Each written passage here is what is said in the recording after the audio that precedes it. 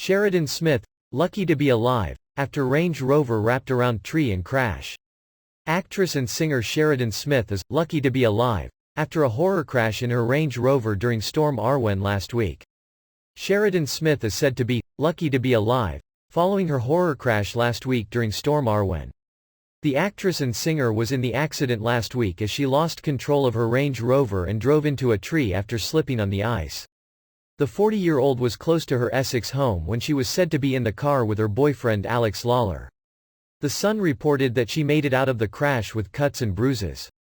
The tree had severe damage, especially to the top branches, which suggested that the car could have been in the air as it hit the tree.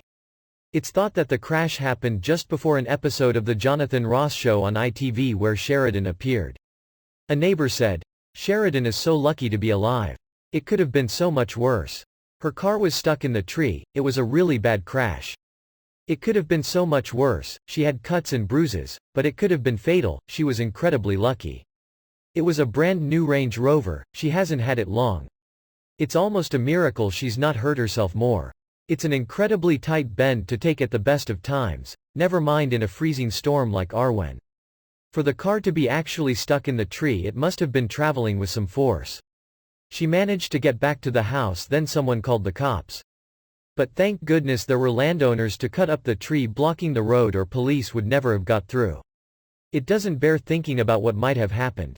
Essex police confirmed that they spoke to Sheridan and Alex, confirming there were no other drivers involved and that no crimes were committed.